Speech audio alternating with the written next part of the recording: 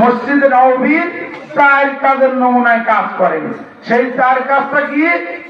দাওয়াত ও তাবলীগ। 4 কাজ কি? 1 নম্বর দাওয়াত ও তাবলীগ, তারপরে তালিম তারবিয়াত। তালিম ও তারবিয়াত, যেমন এই মাদ্রাসায় কি চলে?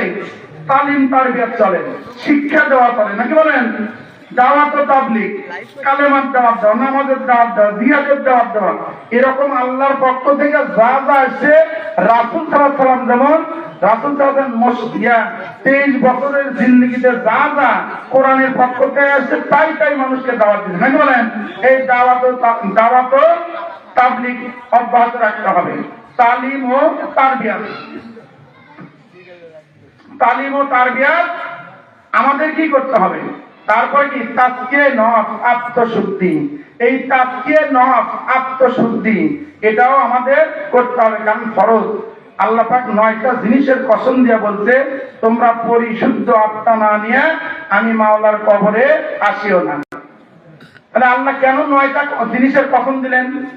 আসমান, জমিন, সূর্য, চন্দ্র, এরকম অসংখ্য 9টা গুরুত্বপূর্ণ জিনিসের কসম দিয়ে বলছে, তোমরা পরিশুদ্ধ আত্মা না নিয়ে আমি মাওলার কবরে আসিও না। পরিশুদ্ধ আত্মা কেমনে হবে? যাদের আত্মা পরিশুদ্ধ, তাদের সহবতে গেলে, তাদের সবক নিয়ে আমল করলে আত্মা পরিশুদ্ধ হবে। কি বুঝলেন? তাহলে পরিশুদ্ধ আত্মাওয়ালা মানুষ গুনার কাজ করতে পারে নাকি?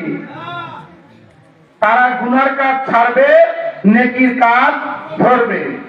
নেকির কাজ ধরবে বা ছাড়বে না, গুনার কাজ করবে না। যে গুনাহ কি খালি আপনার ওই মনে করেন যে খুন খারাপি করা?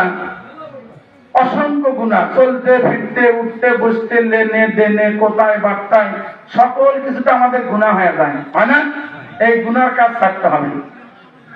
তাহলে আমাদের পরিশুদ্ধ আত্মা নিয়ে মাওলার কবরে যাওয়া সম্ভব।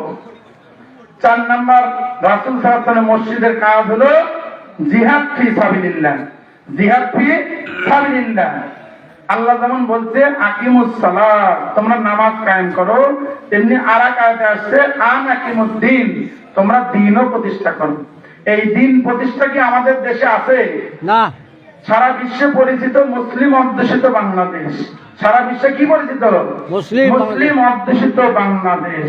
কিন্তু এই বাংলাদেশ বিশ্বে 5 বার চোরের দিক দিয়ে চ্যাম্পিয়ন হয়েছে। তাহলে মুসলমানের কাম কি চুরি করা, ডাকাতি করা, খুন খারাপি করা? আলহামদুলিল্লাহ, গত 5ই আগস্ট, গত 24 সালের 5ই আগস্ট ছাত্র জনতার রক্ত জীবনের বিনিময়ে এই দেশ দ্বিতীয়বারের মতো স্বাধীন হলো। দ্বিতীয়বারের মতো স্বাধীন হলো। আবার কি আমরা রক্ত জীবন দিব? না, আমাদেরকে সতর্ক হতে হবে। এই দেশের সর্বস্তরে, সর্বস্তরে, ইউনিয়ন বলেন, ওয়ার্ড বলেন, পৌরসভা বলেন, উপজেলা পরিষদ বলেন, সংসদ বলেন, সর্বত্র সৎ, যোগ্য, খোদাভীরু নেতৃত্ব প্রতিষ্ঠা করতে হবে। কি প্রতিষ্ঠা করতে হবে? সৎ, যোগ্য, খোদাভীরু। যাদের মধ্যে খোদাভীতি নেই, একটু গোপনে গেলেই 2 নম্বর কথা বলবেন, কি বলেন?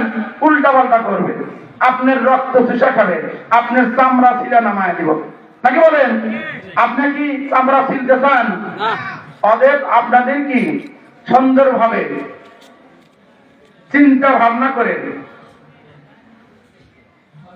নেতৃত্ব প্রতিষ্ঠা করতে হবে, সৎ, যোগ্য, খোদাভীরু নেতৃত্ব। তাহলে আল্লাহ বলছে কি, যে তোমরা নামাজ কায়েম করো, দ্বীনও কায়েম করো। দ্বীন মানে কি? ইসলাম। ইসলাম মানে কি? বিধি বিধান। ইসলাম মানে কি? বিধি বিধান। আমাদের রাষ্ট্রে প্রায় যে সংবিধান আছে বর্তমানে, এই সংবিধানে মানে 3 শতাধিক নিয়ম কানুন আছে কোরআন বিরোধী। 3 শতাধিক নিয়ম কানুন কি আছে? কোরআন বিরোধী। তার মধ্যে একটা বলি, আমাদের মুসলমান সন্তানরা, আল্লাহ রাসূল বলছে শাহবালিকা হলে সব